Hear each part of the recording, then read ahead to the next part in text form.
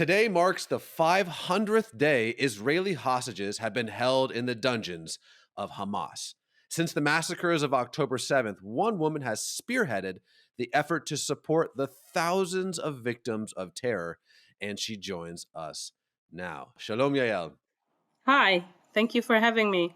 Well, thanks for coming on. Your official title is the Director of the Fund for the Victims of Terror at the Jewish Agency. So on this, really horrific milestone, day 500, what emotions are you feeling?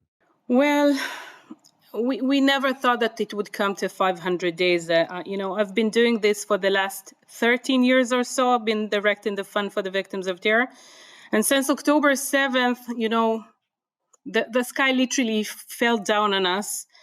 And realizing that this has been happening for 500 days is very, very disturbing. I'm just coming from the presidency in Jerusalem. We've actually gave the First Lady our annual report of the fund, summarizing what we've done for the past year or so, with over 12,000 victims of terror here in Israel. Some of our beneficiaries were there sharing their stories.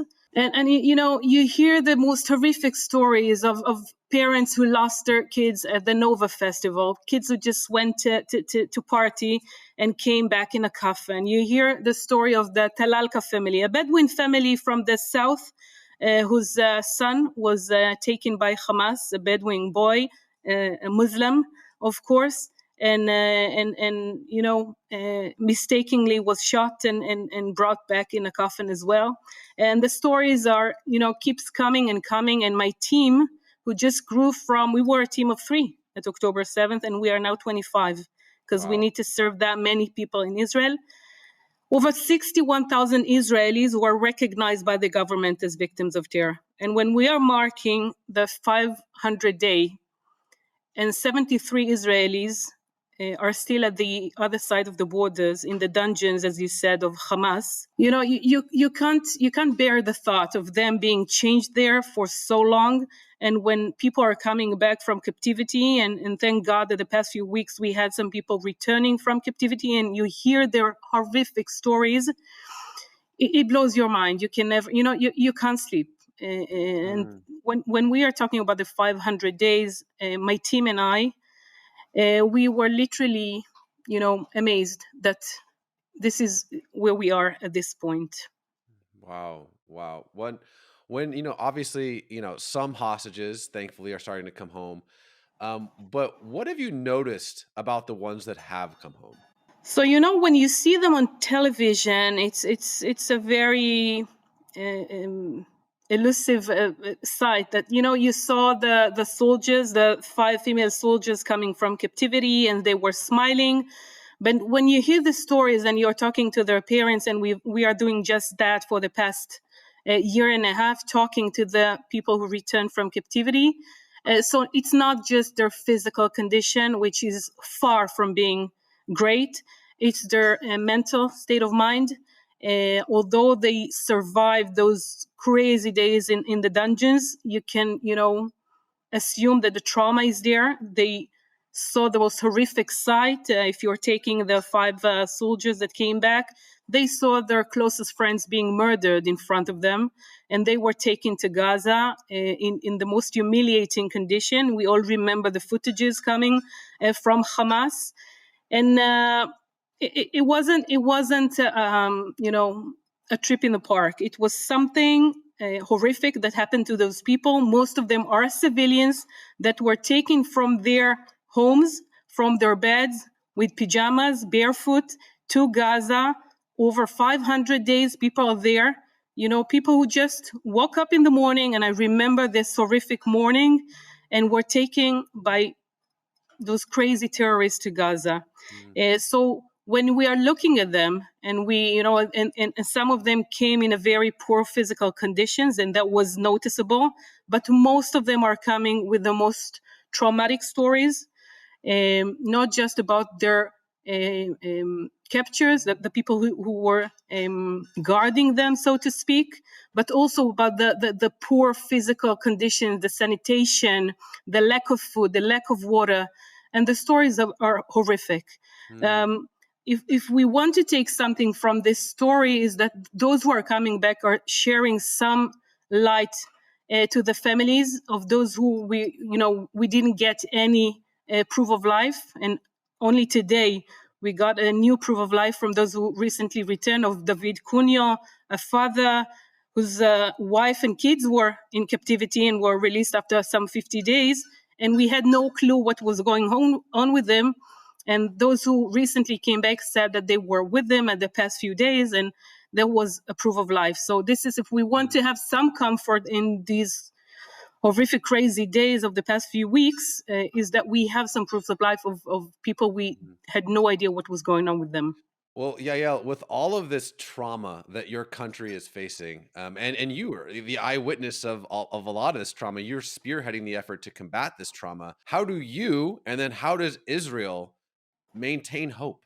So before we attend the hope, because we need to keep the hope, and this is an active thing that you need to do each and every day, wake up and look for the hope and the sign for hope.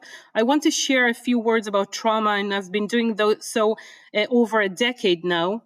And, you hear some people saying that we are a country in post-trauma. So just to have, to sort the idea of trauma and post-trauma. Most of the people that we know who went under a traumatic event, even a very severe one, will come out at the other side resilient. Research shows that some 12 to 50% will develop a chronic situation, also known as PTSD. So the good news is the most of us are resilient, and we will go through this even horrific and traumatic event. But some of us will need additional treatments and additional support, and this is what we are doing with our partners around the world in order to support the families, not just the immediate victims, but also their parents, their siblings, sometimes their cousins, the grandparents. If you can imagine a family of a hostage, everyone stopped their life in order to maintain the struggle and keep them in the public awareness. So it takes a toll from the families as well. And when we are talking about trauma, we all are under trauma, but most of us will not develop PTSD, post-traumatic stress disorder. And when we are talking about hope, and hope is something that you need to pursue. Hope is something that you need to actively look for, and this is what my team and I are doing for the last 15 months or so. We are looking for shred of light for 12,000 families that we already attended, and we will attend some thousand more in the upcoming few years. We need to give them not just control over their life, but we need to give them hope that someone Mm, cares, that someone looks at them, someone listened to their story, and someone wants to support them in their darkest of hours. mm, And I see the amazing Israelis after this really, really horrific event, mobilizing themselves, volunteering, those who are actively going to serve in the army, those who are volunteering to support those who are going to the army, those who are supporting the evacuees. We need to understand that thousands of Israelis were evacuated from their home physically, and they are homeless now, living in hotels or elsewhere. And the amazing mobilization of the Israeli society with our partners around the world gives me hope that mm. Israel will prevail and our resilience is intact and we will go through this dark hour. And I think that Jewish people for decades of decades we were looking for hope, even in the most darkest period of our history. And this is exactly what we are doing now.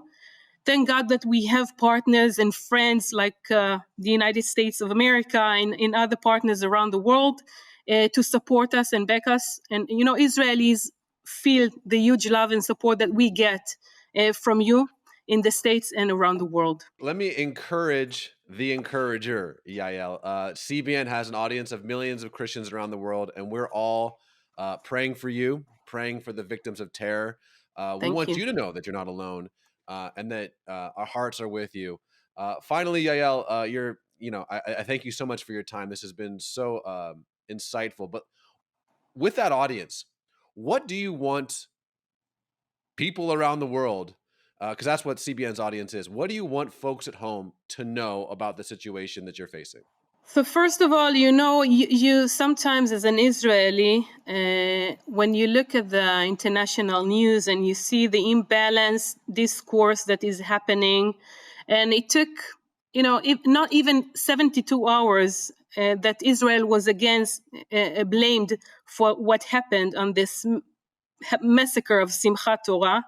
I want you, as our friends around the world, and we feel your friendship and we feel your prayers and support, to speak on behalf of us, because you know the story of the state of Israel, and you know what happened on October 7th, and you know how to deal with terrorists and terror. And this is not what we are getting from the international community. We're not getting the support. We are not getting the stories out. And, all of us heard about the sexual assault that happened at the Nova Festival and other places around the world, about the massacre, and I heard from thousands of victims that we're supporting their own personal stories, and all stories are horrific. People, kids, elderly went through the most unheard circumstances, just being Israelis, just being Jewish.